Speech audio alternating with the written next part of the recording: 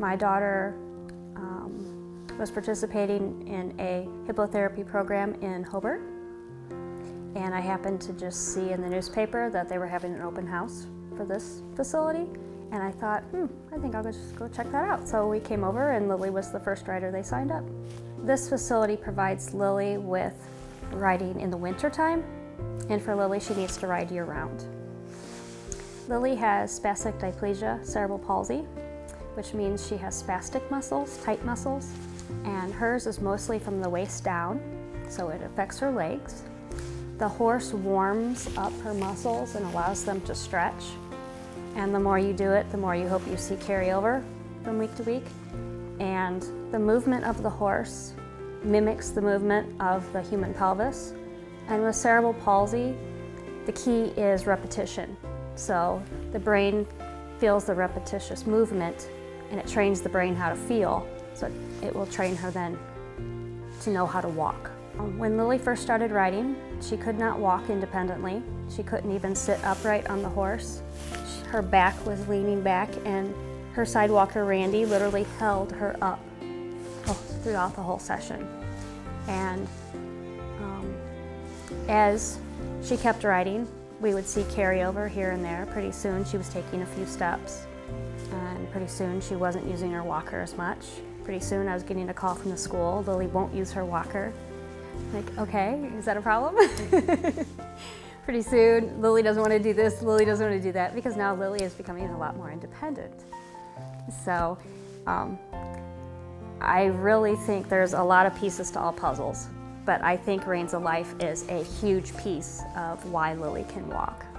You can talk to any child who rides here, and if you don't know about the facility, you'll swear each child owns a horse farm of their very own, because they talk about the horses like they're their own. And this facility, because you tack your own horse, it teaches the child responsibility. It also works out the upper body. You're reaching to brush.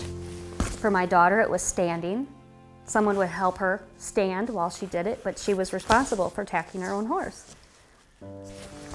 Well, actually, Peaches was a horse Lily rode very early on, and it was during that time that Lily started to make most of her improvements. And there was some emotional connection between her and the horse. And you hear people say that and you think, well, okay, that's kind of crazy, but it's not. They were very magical together, and Lily said she felt like a princess when she was riding her, and when they would gallop, and she would feel like she's actually flying. It was just a fairy tale kind of thing, but Lily really did make a lot of progress that carried over, and all the volunteers would watch her, and they would see from week to week how she was progressing, and they would get excited too. Like, hey, look, she can walk, or she can stand, and she can walk, and she can do this, and she can do that. And so Lily and Peaches had one of their sessions, and it was a very emotional session for me, because Lily had started doing some things she hadn't done before, and I, not being very sentimental, I just was overcome with emotion, and I patted Peaches, and I actually kissed her on the brow, and I told her, I thanked her for everything she had been doing for my daughter. She died that night. You can't help but notice.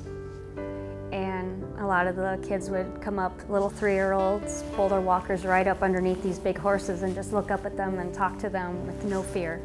I would have been scared to death as a 3-year-old to go walk up to an animal of that size.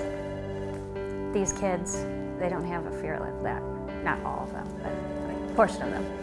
And I have seen children who have never spoken before ask their horse to walk on.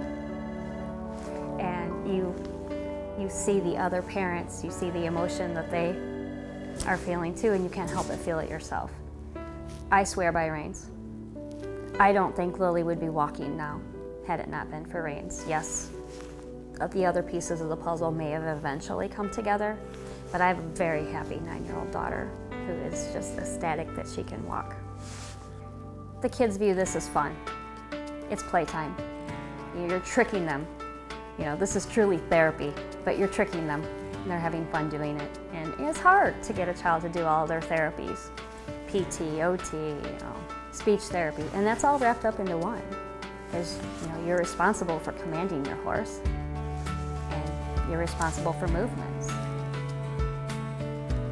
All I can say is, without supporters like all of them, my daughter would not have this facility to ride at, and she may not be walking.